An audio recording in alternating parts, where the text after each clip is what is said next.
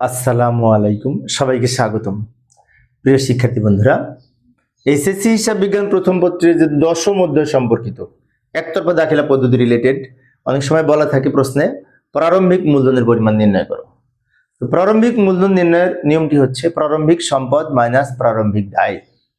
প্রারম্ভিক সম্পদ মাইনাস প্রারম্ভিক দায়। তো আমরা এখন এইভাবে ছক অঙ্কন করতে পারি। আলোচনায় আছে আমি মোহাম্মদ সিরাজুল ইসলাম। চলো শুরু করা যাক। এখানে প্রথমে আমরা সম্পদ সমূহ লিখব। প্রারম্ভিক মূলধন নির্ণয়ের নিয়ম হচ্ছে প্রারম্ভিক সম্পদ মাইনাস প্রারম্ভিক দায়। তো আমি এখানে প্রারম্ভিক সম্পদ কি কি থাকতে পারে সর্বোচ্চ অঙ্কে সবগুলি এখানে উপস্থাপন করব ছক আকারে। আবার প্রারম্ভিক দায় কি কি থাকতে পারে সবগুলি উপস্থাপন করব এবং কিভাবে কি সমাধান করতে হয় সেটিও দেখাবো। যেমন প্রথমে লিখব প্রারম্ভিক সম্পদ। মনে করি প্রারম্ভিক সম্পদ আছে যে নগদ তহবিল, এই ঘরে লিখব। ব্যাংক জমা এই ঘরে লিখব। প্রারম্ভিক মজুদ পণ্য এখানে লিখব। মজুদ পণ্য বছরের শেষে যেটি থাকে তাকে বলে সমাপনী মজুদ পণ্য, আর বছরের প্রথমে যেটি থাকে তাকে বলে প্রারম্ভিক মজুদ পণ্য। তো প্রারম্ভিক মূলধন তহবিল নির্ণয় করার সময় বা প্রারম্ভিক মূলধন নির্ণয় করার সময় প্রারম্ভিক মজুদ পণ্য আসবে।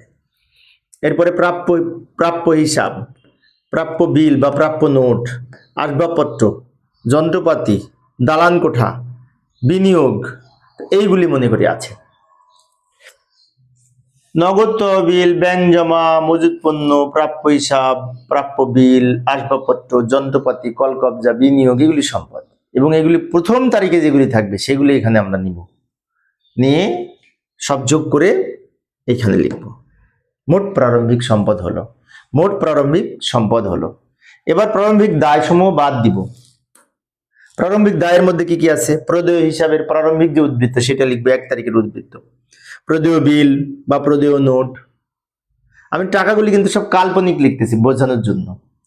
এরপরে ব্যাংক জমাতিরিক্ত, ব্যাংক বকেয়া খরচ, ব্যাংক ঋণ, এগুলি থাকতে পারে। বকেয়া খরচ, প্রদেয় বিল, ব্যাংক জমাতিরিক্ত, ঋণ, বন্ধকি ঋণ, এগুলি থাকতে পারে। এবার এই দায়গুলি যোগ করে এখানে লিখবো। তাহলে মোট প্রারম্ভিক সম্পদ পেয়েছিলাম 3,55,000 টাকা। এই সব টাকা আমি কাল্পনিক লিখেছি বোঝানোর জন্য।